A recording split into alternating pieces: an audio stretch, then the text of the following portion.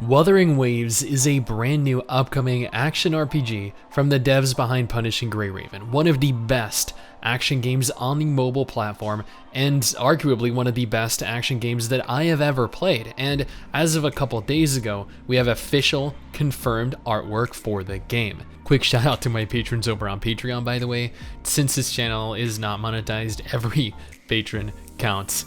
News of a potential RPG from Kudo Games began circulating earlier this year, but it wasn't until an official Facebook page for the game was made that it was officially confirmed. And I know what you're thinking here. Look at the email attached to the page, wutheringwaves@gmail.com. Can Kudo not afford their own domain with the millions of dollars they've made thus far? And you know what?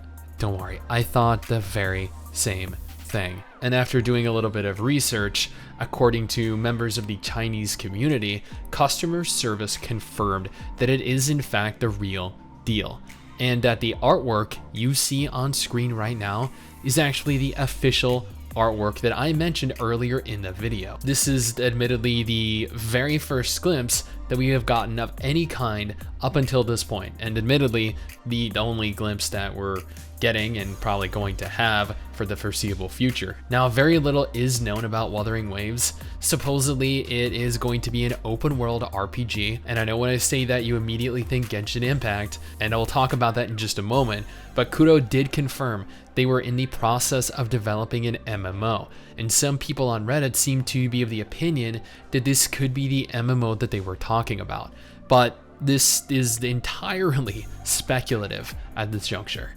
This is expected to be an entirely different intellectual property to Punishing Gray Raven. It might tie into Punishing Gray Raven somehow, but it is disconnected enough to where it is its own property. According to the community, this game is going to take inspiration from Final Fantasy XIV as opposed to gacha games like Genshin Impact. So you guys sitting there thinking, oh, so this is going to be Kudo's attempt at a Genshin clone. No, this is going to be more akin to a Final Fantasy XIV clone as opposed to any other gacha game presently available. All in all, this could be one of the biggest hits of 2024, whenever this game ultimately releases.